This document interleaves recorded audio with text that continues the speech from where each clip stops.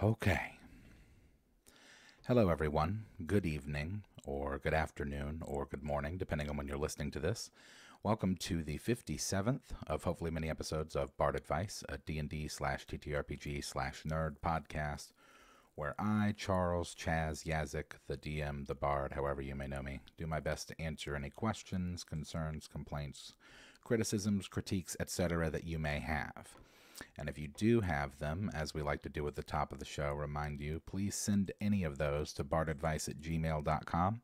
It also looks like bardadvice, if that helps you remember. If you'd like to get merchandise, you can do so at manshorts.com. And if you'd like to contribute to anything that I'm doing musically, you can do so directly via PayPal, Cash App, or Venmo, all of which are Yazik, Y-A-H-Z-I-C-K. I'm actually working with my buddy Song on kind of a concept album at the moment, so that's fun. Hello, everyone. Thank you very much for showing up. So sorry that, excuse me, we had to cancel last week. I'm still getting over a pretty mild to medium ear infection. I've always kind of had those issues with my ears because I got big ears, I guess. So still kind of bouncing back from that. I'm not completely 100%, so forgive any of the congestion that I'm still dealing with. We'll see how it goes. I've got some water here. That'll probably be very helpful in this little bottle. One sec.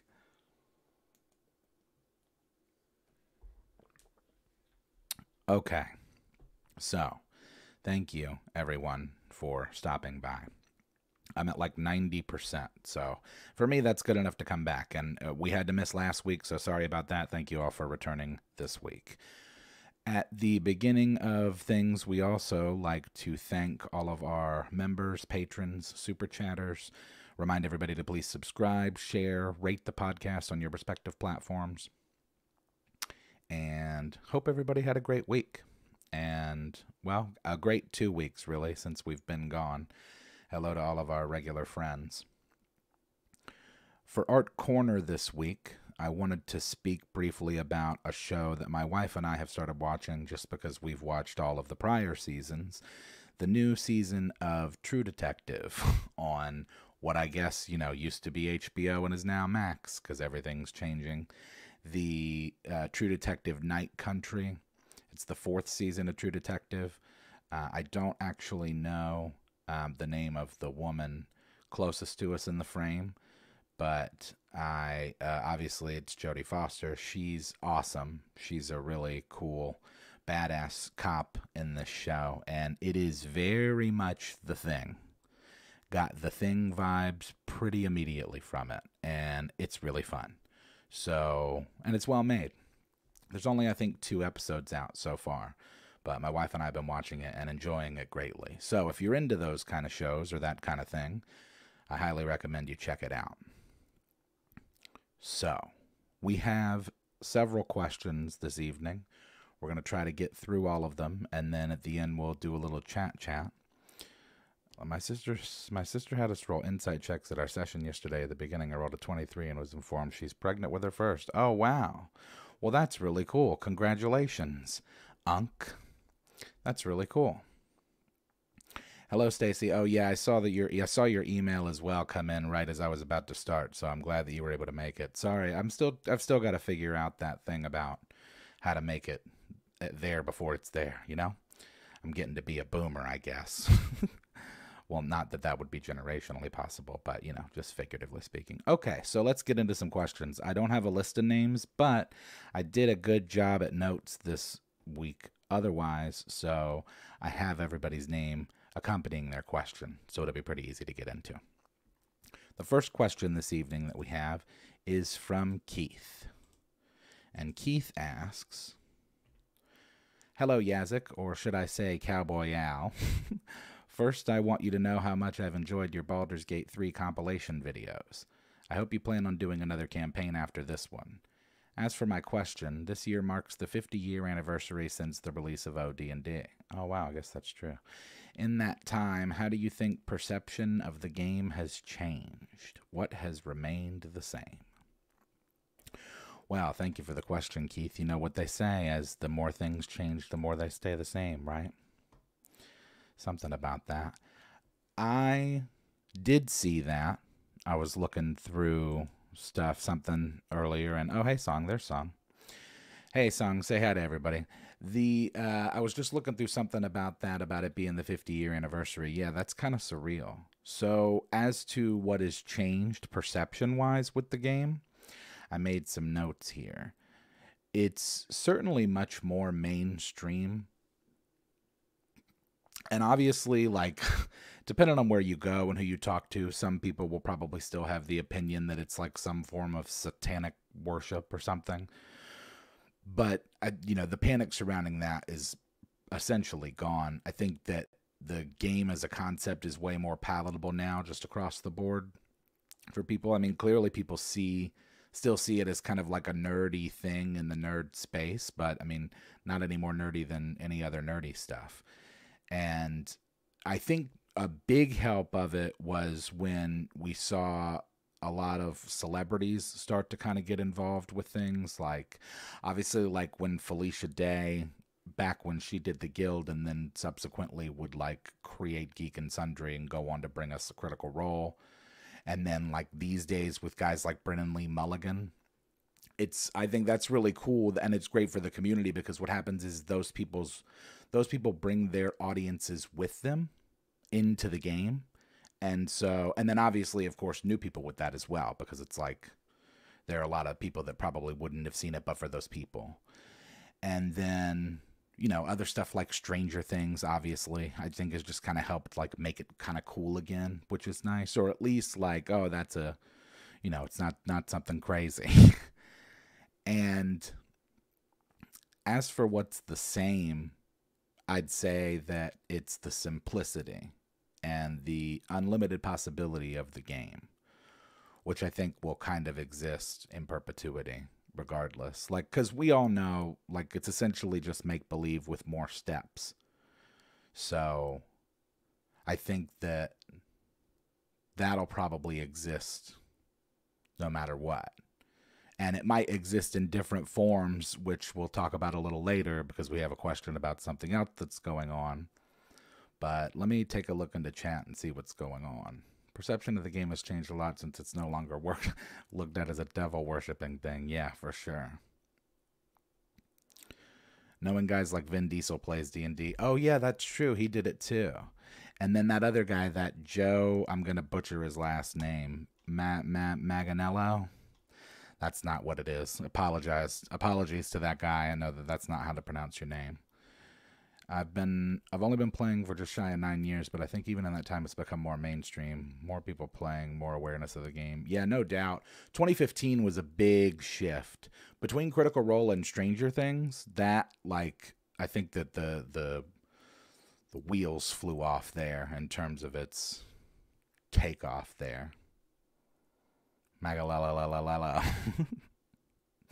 Finally remembered to watch it live. Oh, well, good. I'm glad that you're here. Introduction to 5e definitely helped in reaching the new gen. 4e was hard. 4e was not great. I just feel like they watered down 3.5 without supplementing it. And I think 5e kind of supplements that water down more because they just kind of streamline everything into it.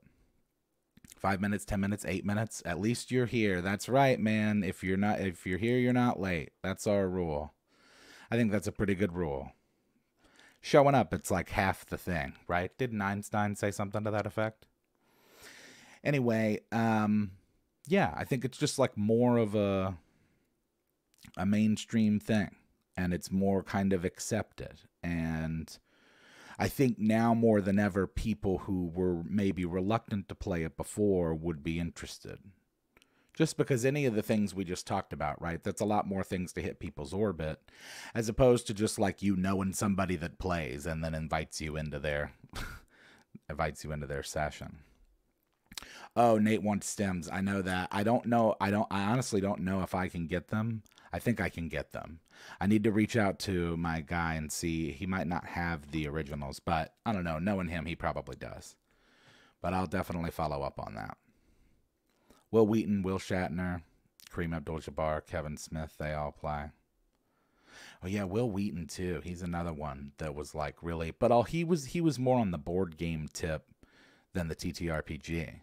So, started in 1980, used to be dropped at the dungeon, you go and kick in doors, fight and take stuff. Now it's about the character's development and story. Yeah. Well, I mean, I think that in any of them, it's about what you want it to be. You know, Jay Tyler, if you prefer just kicking in the door, are you familiar with Munchkin? Because that's a real great, easy way to get that done. Matt Lillard is also into it. That's true. Yeah, he's been into it for a really long time.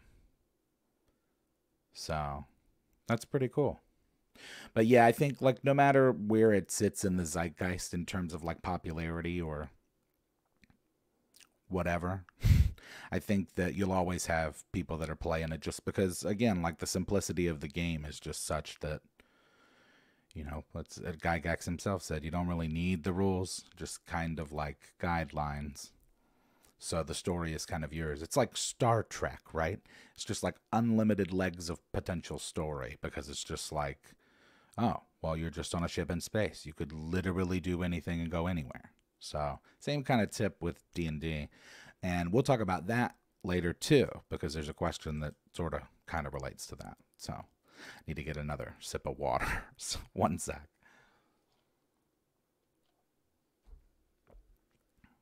I'm all dried out because of my sinuses. So excuse me. All right. So thank you for the question, Keith. Moving right along into question 2. A Scooby-themed game with a live-action cast. Oh, yeah, that'd be real fun. Well, hey, we'll talk about it a little later. We'll probably be able to do that with AI in the future. The next question is from Avery. And Avery asks, "Hi, Bard. First time sending a question. I'm new to D&D. My group of friends and I played a one-shot over the holidays and have decided to run our own homebrew 5e campaign." Yeah, you did. My question is, our party is rather large, 8. So rather than fighting over combat prowess, I've decided to opt for more of a support class, contribute through healing or buffs. Any tips on the best way to accomplish that? Thank you in advance. Well, thank you for the question, Avery, and welcome to the fold. That's really cool. I'm glad you enjoyed your one-shot. Certainly cool that you enjoyed it enough that you wanted to keep going.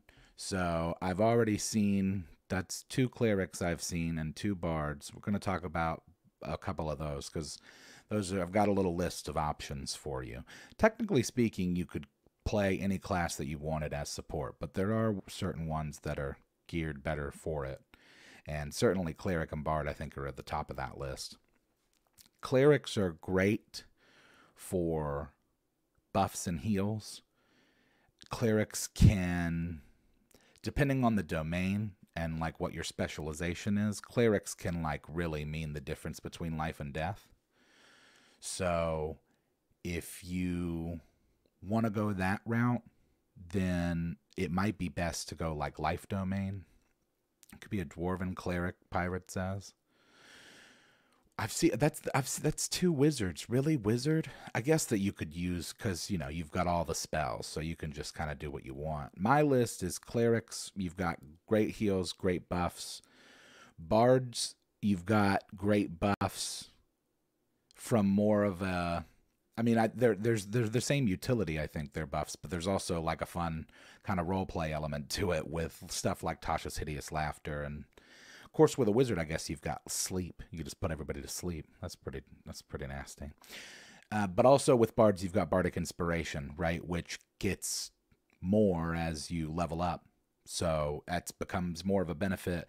And the thing that's cool about bardic inspiration, which, you know, part of me misses from 3.5, just like flat bonuses, because I always thought it was really cool to run a support bard and kind of, you know, remind everybody that they've got like a +1 or a +2 to whatever it is, whether it's their attack or their defense or whatever. But bardic inspiration is kind of just an extension. It's just kind of a more advanced, slightly better version of that, right? Because instead of just a +1, it's like, well, I'm going to just give you the D8 and you can apply it to whatever role you want to. I also have druids on the list, which I'm surprised. Oh, I did see. There's a druid. There's a couple druids. Druids follow closely behind those two. Yeah. Druids are great for support because I think that they're versatile. Obviously depending on the circle you go, but like with Wild Shape, you can tank if need be, but also you can scout as a druid with Wild Shape, and even beyond that, like just the spell list on the druid, like you get stuff like Entangle. They get stuff like Moonbeam. That's a dope spell. Circle of the Moon gets Moonbeam. And then they get Good Berries, which is like, they're kind of okay. Let me take a look at what chat's saying, because I've been just rambling on, and there's a bunch of people who have their opinions here. Wizard's very versatile. Sork could work too. I think they have a celestial bloodline for something that lets them grab cure spells. River says, I'll always advocate for Wizard. Sheer amount of spells they have access to. Yeah, that's true. From a spell casting standpoint, Wizard is just like, gives you everything. Druid follows close behind those two. Had a guy that did it as a fighter. Run in and take the dodge action to go aggro tank. Oh, that's true. Yeah, I hadn't considered that, because this is 5e, right? So with fighters, they have like Battle Master. Is that what it is? It gives you like the maneuvers. Or is that just in Baldur's Gate 3? I don't know. It's been actually a few years since I've run 5e. Wild Shape is way more versatile than people really expect, I think. Yeah, no doubt. I'm thinking about at least multi-classing into Druid on my next Baldur's Gate 3 run through, because I want to do that. I want to be able to just like shift into animals and use them how I please, whether it's for scouting or exploration or fighting. When done right, you can do like 40 HP a berry. Oh, with good berries. Interesting. Never played a Necro in D&D, but in other games they can be real beasts. Good damage, life taps for heals, debuffs. Cool. Superiority dice make for a happy fighter. You do need BG3 because it's fun. Bards have such versatility, which is why they're granted Jack of all trades. That's true. Now that's the other thing too, because I've really only been kind of thinking at this from a combat standpoint. That's another good thing about bards is that they've usually got a good cha, and so they can make good leaders, or not necessarily even leaders, but just like mouthpieces for the group. They can talk you out of stuff. Now, they could also talk you into stuff. I've done that plenty of times. But you know what I mean? They can offer more than just combat support. They can offer RP support. It's just kind of the nature of their class. Like, even if they were to serve as a distraction, a bard's a hell of a distraction. Of course, I guess a barbarian would be a hell of a distraction. Building a support character for a Pathfinder game, taking opinions to buff and be able to give away my actions to other players. Yeah, so... Well, bard, yeah? The best pick depends on the party makeup, though. Yep, and then that's what I have at the end. Well, okay, I do have a few notes. Technically, you could play paladins, artificers as support, too. First, I would say to let your character backstory be your guide as to which route you go. But also, a lot of it depends on the composition of the rest of the party, too, because it's big, so you're one of 8. So, there's probably a rogue, there's probably a few fighters and or barbarians, probably a warlock. So I would check in and see what might work best, because what might end up happening is that you just are what they don't have. And it'll probably be cleric. You'll probably end up being a cleric because no one else will. But that's cool. Clerics are cool as hell. Like I said, I think if you let your backstory kind of guide that. And the other note I have is that the party will appreciate cleric heals more. But you as a player would probably have more fun individually as a druid or bard. But, it depends on you. It depends on the backstory of the character. And it depends on the rest of the party. I forgot about artificers. Just giving your magic item dupe glitches to the rest of the party can be really strong. Yeah, for sure. Let's see. Owlbear off the top row. Nice. Yeah, I think artificers are are on that list as well, because that could be kind of fun. So I'd say just think about what you want to do as a player. You know, what we'll go into a little bit later on that, but like what story you want to tell as a player, and just let that guide you in the decision making to any of those classes. As I said, you could technically run any kind of class as a support. It depends on how you play them. But as a first, or not necessarily a very first time player, but as a very new player to the game, I would advise that if you want to do support, to get one of the classes that's sort of already built for it, because that'll be really helpful for you in getting that accomplished.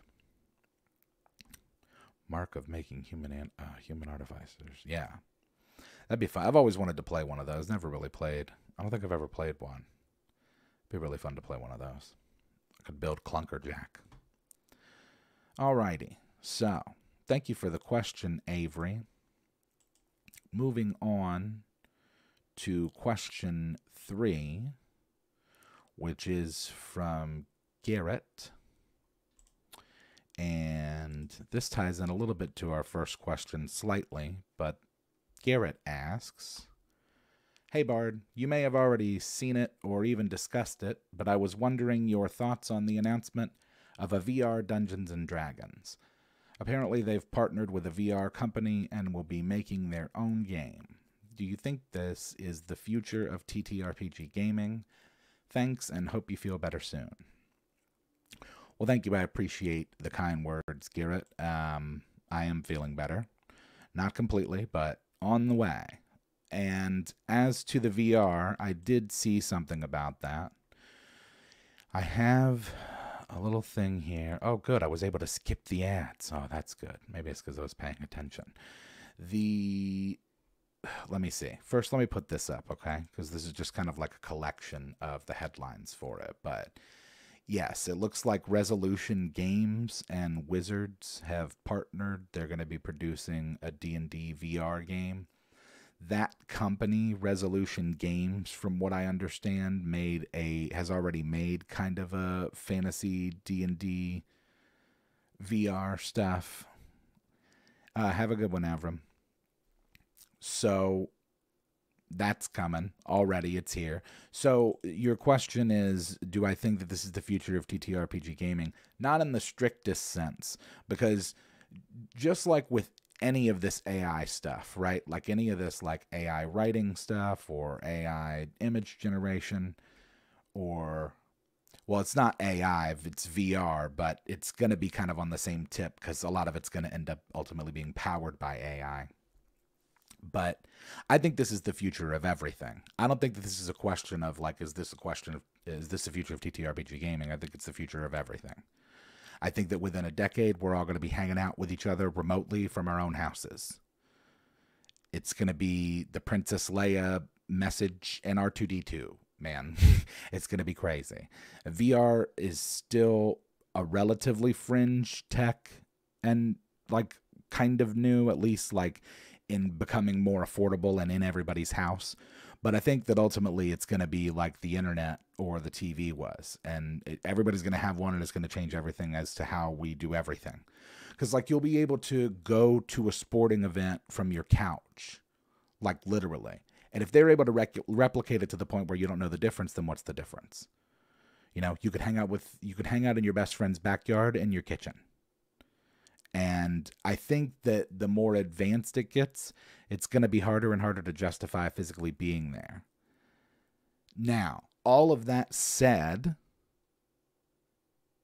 people are still going to play games in person. They already do. You know, you have Roll20 right now. You have VTTs now. And people use those, but people also still play in person.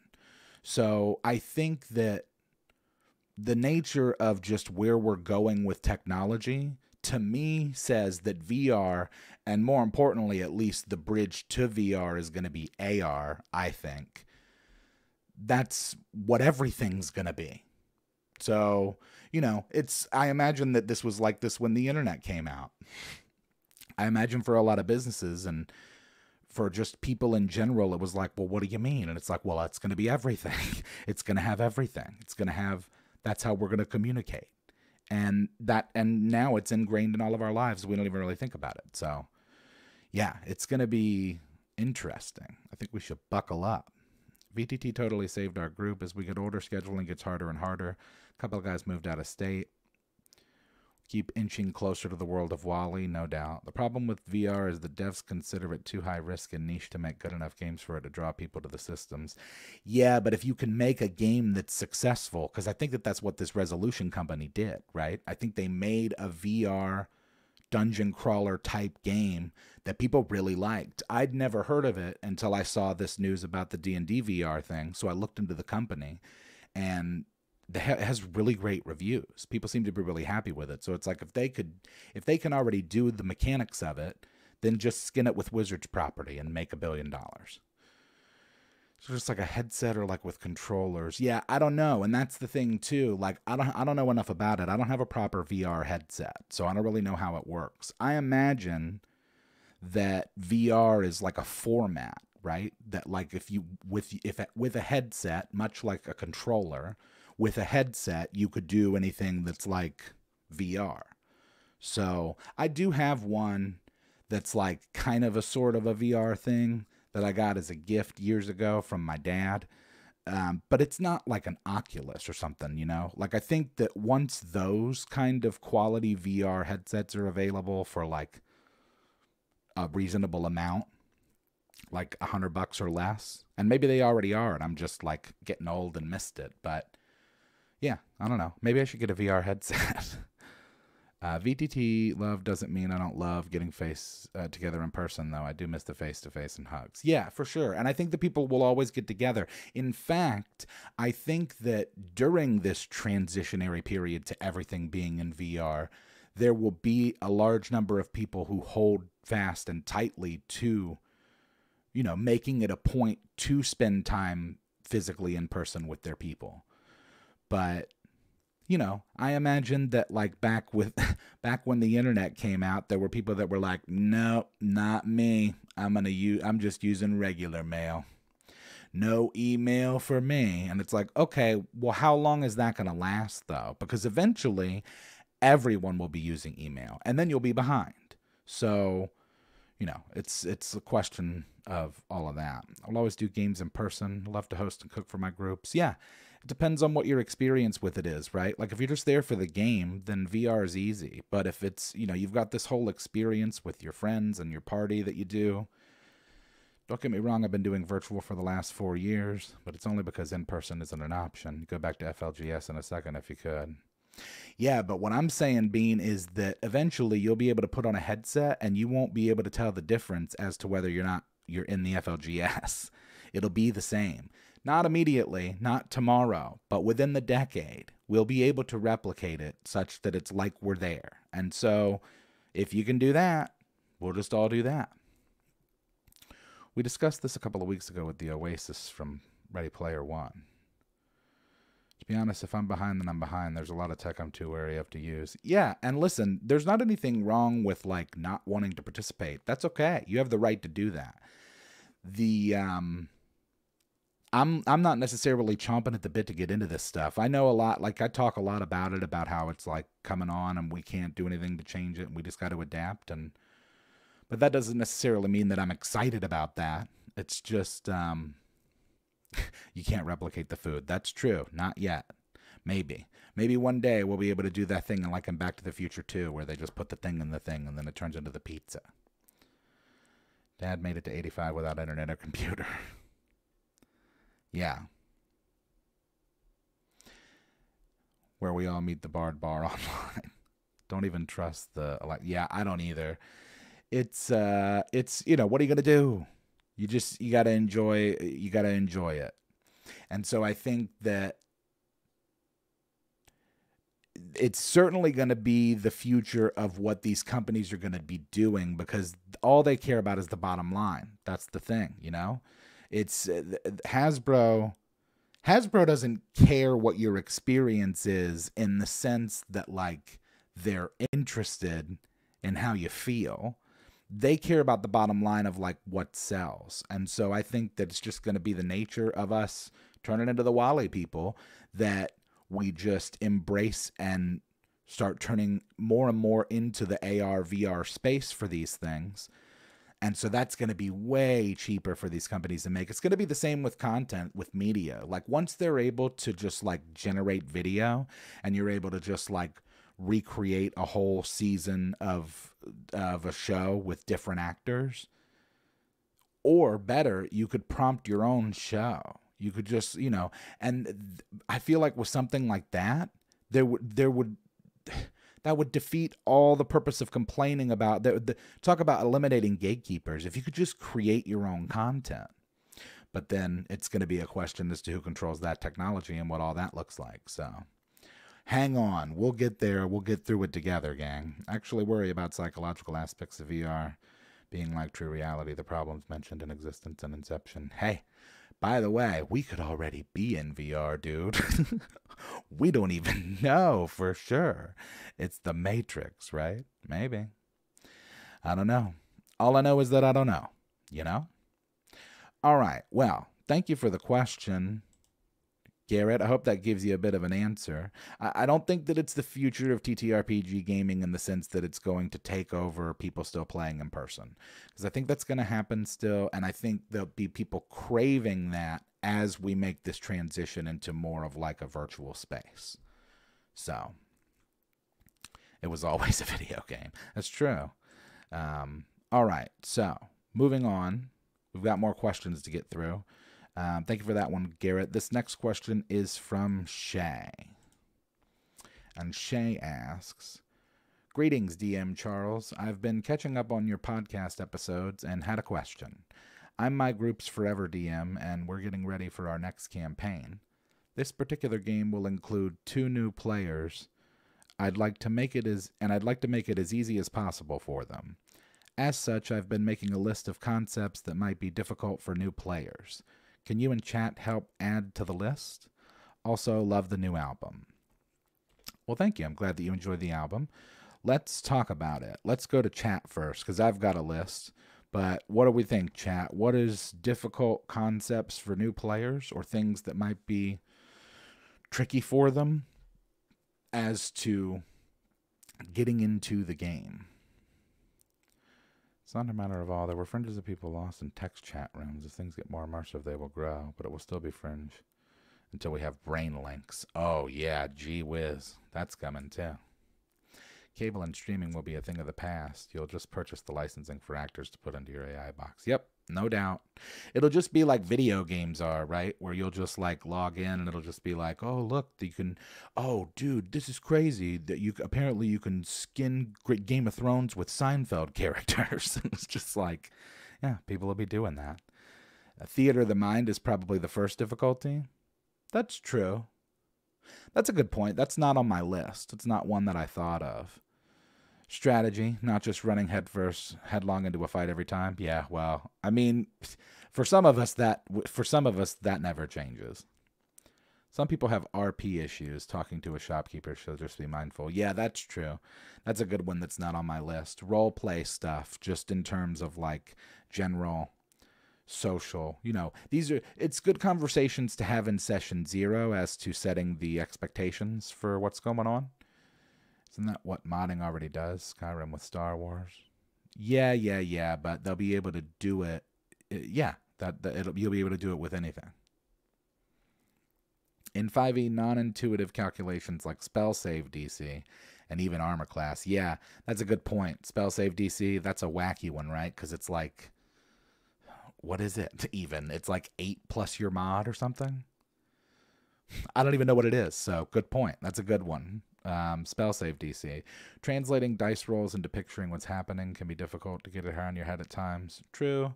I will say a good amount of that is going to be on the DM, just in terms of the descriptors. D&D start, it's make-believe, but with rules. At the start, learning where the border between make-believe and no, that uses a rule, takes a while. That's a really good point too, Kirk.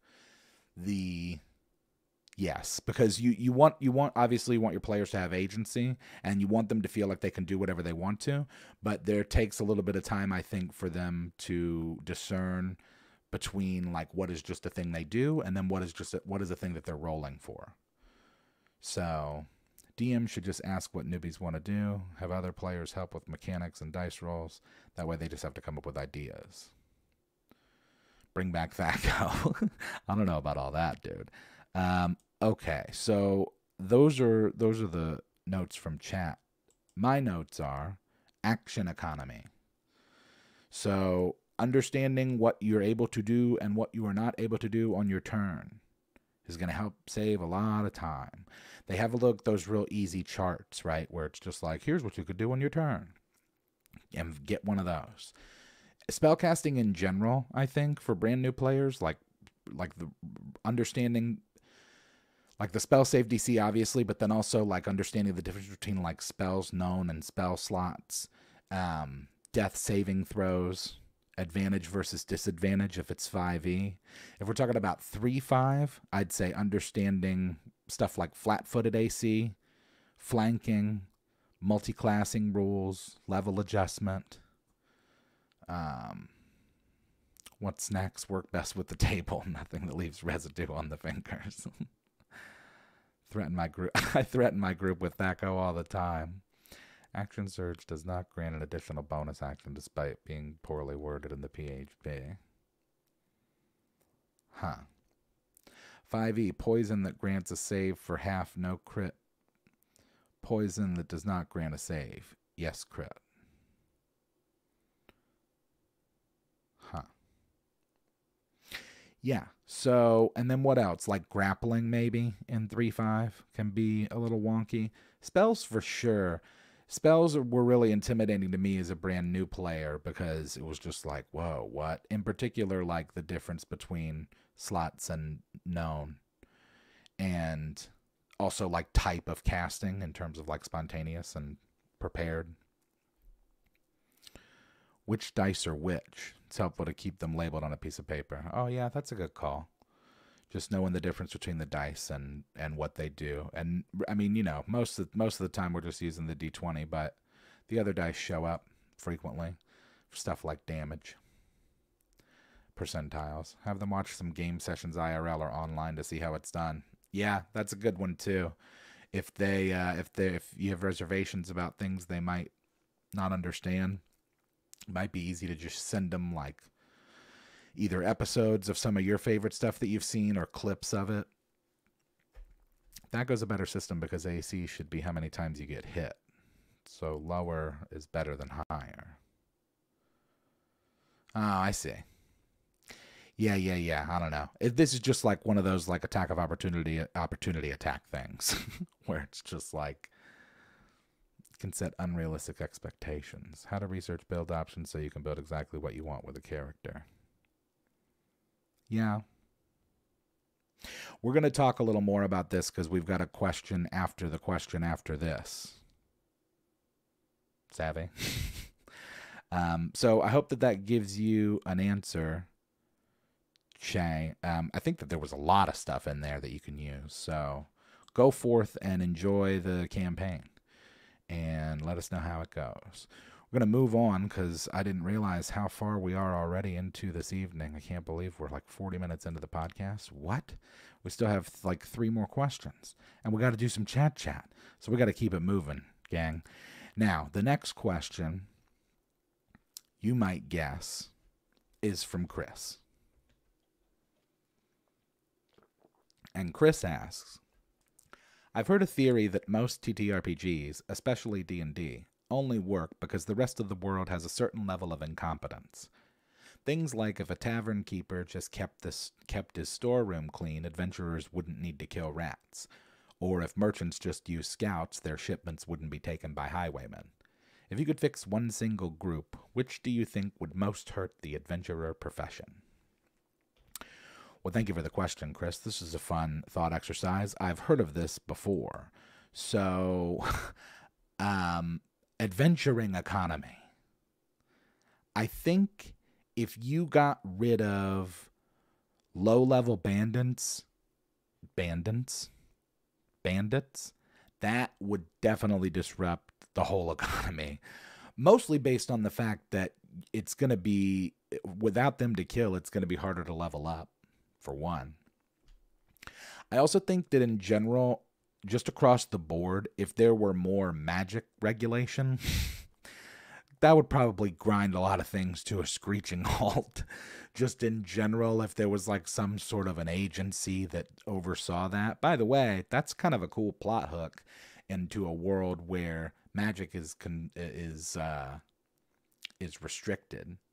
And maybe what it would be kind of cool to pull the rug if you encouraged everybody to be spellcasters. Like if you were like, yeah, we're going to do an all spellcasters campaign. And then you get into the world and magic's not allowed. So now you're criminals immediately. Also rich people. Yeah, because like I feel like a lot of the problems in the world are usually just like results of a lot of their drama and nonsense. So, you know, if you gave them some sort of a happiness they seem to be lacking and just took care of all their drama, that would probably cut into things a lot. Professional monster hunters. Let's see what chat is saying. King's Army guards being effective, maybe. If tavern keepers bought cats, no adventurers would be able to start their journey safely. I think all heroic fiction assumes a certain level of global incompetence, not unlike real life. Yeah, good call. I was going to say, too, like, that's, you know, it's like, oh, well, the only way that it works is, like, with a certain level of incompetence. And it's like, yeah, but that's kind of true about reality, too, right? Like, sad to say. Pretty much every game I've been in has had plausible reasons for the problems the heroes are facing, with little attributed to incompetence. Well,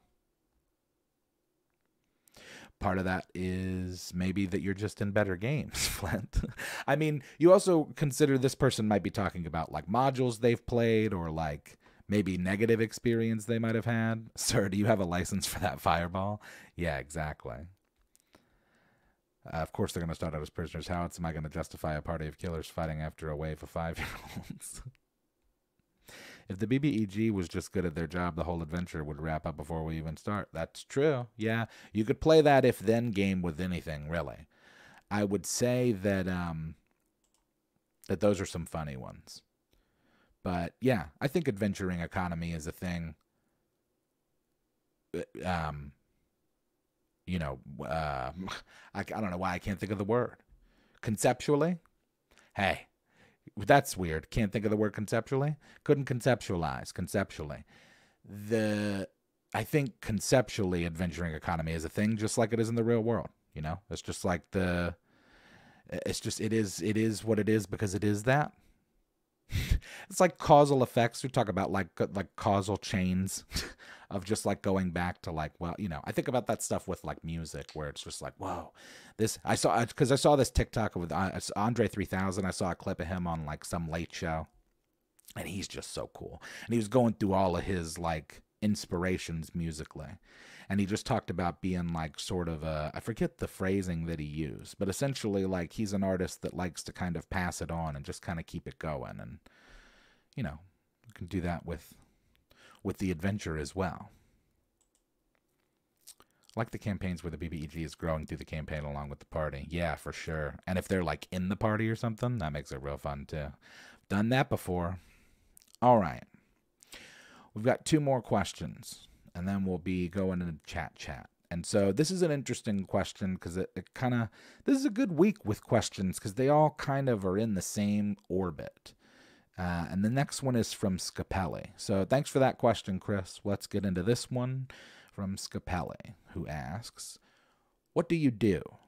It's the most common question a DM asks the players, but it's not the most important one. What do you want is, both in-game and in real life.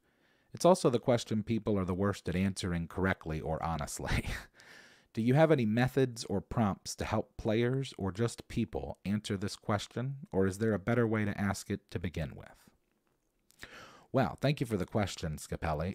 No, I think that's actually, I tend to agree with that. I will expand upon it. So, yes, I tend to agree. I think that what do you want is more of an important question than what do you do. In particular, when it comes to RP,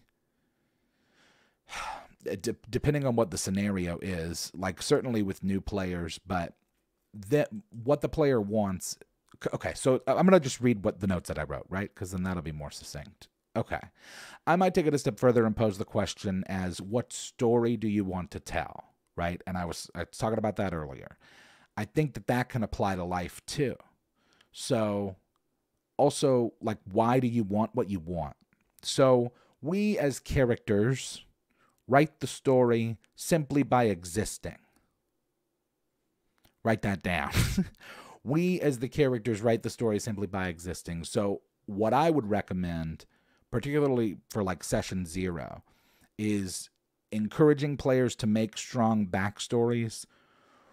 I think that when they see customization capabilities, they'll be incentivized to add more to that. It's very much like yes and an improv. Encourage them to think about why their character is here, what they hope to accomplish both individually and as a party. And I think that these are all great session 0 talking points. And so, yes, what do you want? But I think also, like, what story do you want to tell? Because that also, in that question, reminds them that that's kind of what we're doing here, is we're crafting this. It's this kind of like loose collection of imaginative make-believe stories. That's what we're doing here. I'm reminded of Dead Poets Society. Yeah, what will your verse be? That's stuff I think is important to consider both in real life and in the game. So I use background tables to get started. What you want is an RP plot hook. I usually rephrase that question as the character requirement. I tell them to bring me a long-term goal for your character and how you want to get there. How do you want to do this? What is your goal? I feel like I'm back in your theater class. I focus on the type of story and ending I want for a character and work backwards. What would a character need to want to end up XYZ? That's interesting. So that goes right to it. And that gets, I think, right to the question of what do you want? Because if you're doing it that way, where you're reverse engineering, then you kind of are building your character out that way, because you've established your goal and then you've reverse engineered that to get there. So what would Garfield do? Oh my gosh. You know, I used to love Garfield as a kid, and it's funny because, like, looking back on it, it's not that great. Like, I mean, no hate to Jim Davis, right? Like, obviously it was incredibly successful, and like still Garfield is like a major property. But I just remember, like, when I discovered Garfield minus Garfield, that's one of the funniest things I've ever seen. I don't know if anybody's seen it, but I forget who it was that did it. But they essentially just like removed Garfield from the strips. And so a lot of it is just John, and he looks insane, and it's really funny. My favorite GM would start by describing his world and asking each of us what we wanted to accomplish in it. Then he'd help us make characters suited for that and come up with side stories for us. That's really cool. Isn't this the Notebook? What do you want? I don't know. Who says the character will live long enough to reach said wants? Yo, that's the DM answer right there. That's the thing. It's just like, yeah, you can tell me what you want to do, and then we'll see what happens, you know? But I think looking at it from the standpoint of, like, what story do you want to tell? And then also reminding them to keep the rest of the party in mind, too, in guiding that. I think session 0 is great for these kind of things, because you can just have this conversation like I'm talking now. And so you can just kind of raise it, and then everybody can put their information in and kind of like incentivize each other. You know, that's certainly, I think, the way that I am with a lot of my friends, is like we kind of, and hey, that's a benefit that goes back to playing in person, is that we kind of bring out the RP in one another. Or at a minimum, if somebody is like, if you have somebody like Jay's a great example, because Jay commits to the RP and he gets really into it, and as a result the rest of the table feels more comfortable falling into the RP. So it's an individual contribution of a verse to a larger story that also is inclusive of a party, which having those kind of conversations in session 0 as to what you all want to accomplish can get them in that mindset. What motivates your actions? What's your end goal? The issue we as DMs have is a lot of our players may be inexperienced, improve, or in creative speech and can't vocalize a story in a way that is RP null. My group has no plan. We're just making it up as we go along. Yeah, and I think that that's true of most of us. And also in life. Like, I think for the most part, you know, I'm sure that there are people that'll tell you that they totally got it figured out and they can teach you the way. But for the most part, in my experience, a lot of us are just doing the best we can, just kind of bumbling through. So, you know, I think that that's all you can do. And I view my life that way in terms of like what I'm. Oddly enough, I was listening to a Harlan Williams podcast, which, by the way, the Harlan Highway, I think is the name of his podcast. Hilarious. That guy's so funny. But I was listening to him, and he was saying something to that effect about, like, what is it that you want to, what's your legacy? That's what he was calling it. As to, like, what have you contributed? And, you know, going back to what Andre 3000 said, like, it's just being, it's just about contributing to the thing. And so I think you can approach the game that way too. That's how I always approach it. Like, I wrote notes about this character that I had. Excuse me. Taurian Tangleroot. That's his name. Because I said, as long as you have a strong plot hook, and you give the players a little agency, then it'll pay off tenfold. I had a character named Taurian Tangleroot. He was a half-elf ranger who specialized in alchemy, and Justin was running that campaign, and he and I collaborated on building out a custom poison arrow system for my crossbow and toxins. So any of that stuff hopefully is helpful. Thank you for the question, Scapelli. We've got one last question to go into, and that will likely lead us directly into chat. So let's get into it. Hopefully you got something in there, Scapelli. Thanks for the question. This next question and the last one tonight is from Mike. And Mike asks, "Hey, Chaz, I hope you and the crew are enjoying your time off." Well, mine could have been better. As we approach the Super Bowl, do you have a match a matchup you'd prefer to see? Personally, I'm rooting for Ravens 49ers. Thanks, and have a good one. Oh boy, yeah, well, the Super Bowl is indeed upon us. I'm clearly still a bit salty about the fact that not only did we not win our division, but we didn't make the playoffs. And I don't know why we fired our defensive coordinator. I don't know why we haven't fired Press Taylor. It's not very clear what's going on in Jaguar Town. But let's get into like what teams are really actually in there and have a chance in it. So we're down to, in the AFC, the Ravens and the Chiefs, and in the NFC, the Lions and the 49ers. Personally, I would like to see Lions-Ravens. I think that would be the coolest thing, because it's like, okay, I think that the Chiefs winning again would be kind of neat, I guess, because it's like dynasty. But and the 49ers, I don't really, 49ers have enough titles, right? I think that the Lions and the Ravens is the matchup, because with the Lions, the Lions have never won, right? So that's cool, because they have this opportunity to win their first one ever. And then with the Ravens, Lamar is likely on his second MVP year. And do the Lions actually have a chance? What do you mean? They're in the Final Four.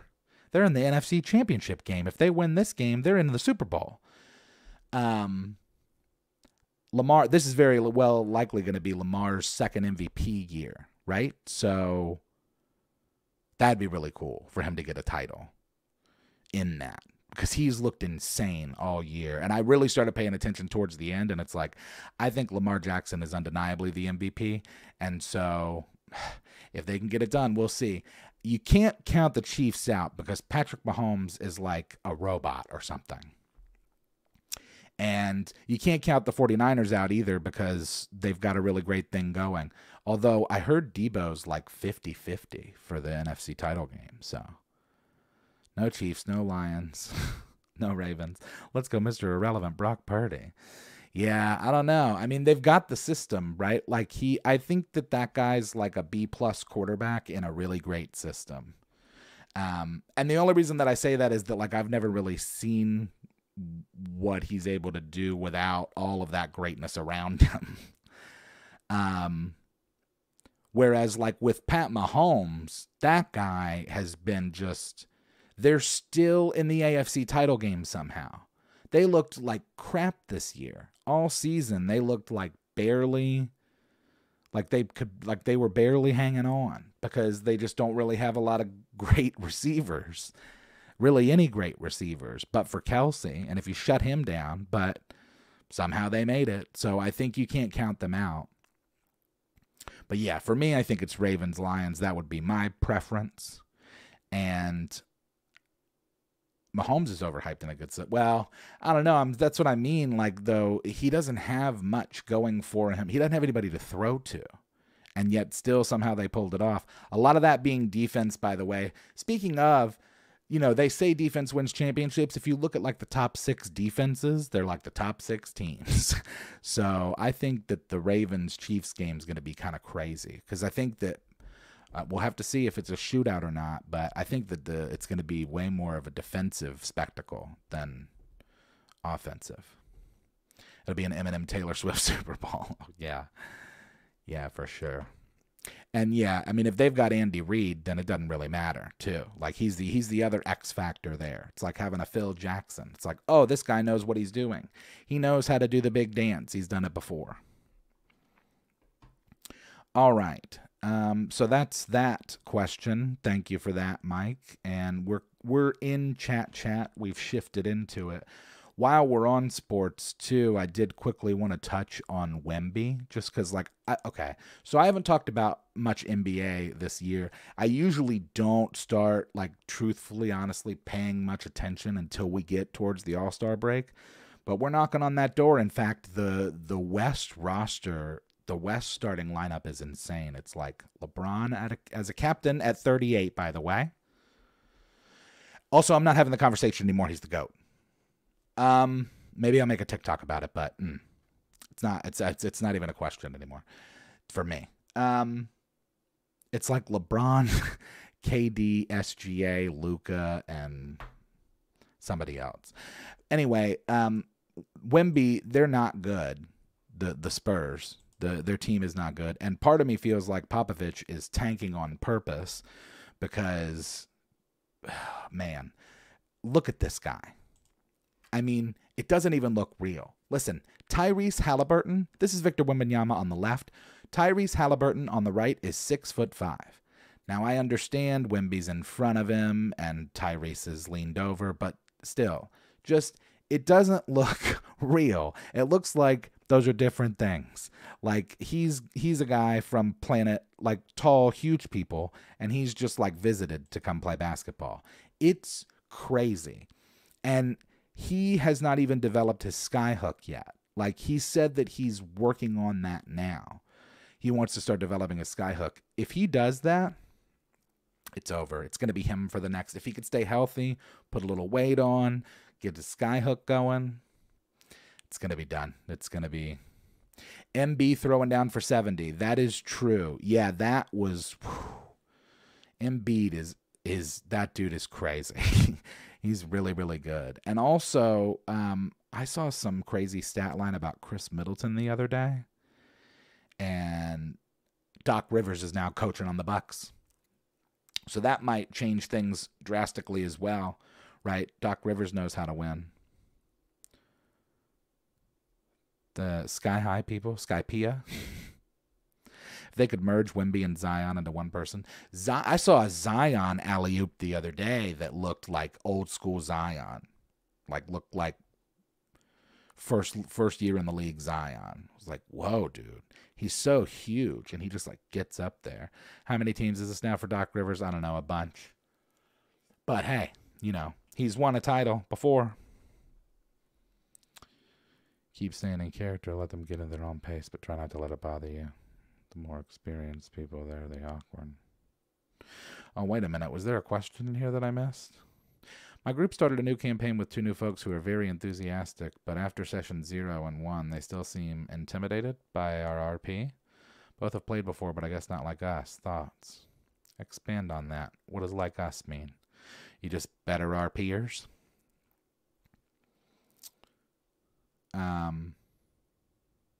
Yeah, I don't know. Ask them.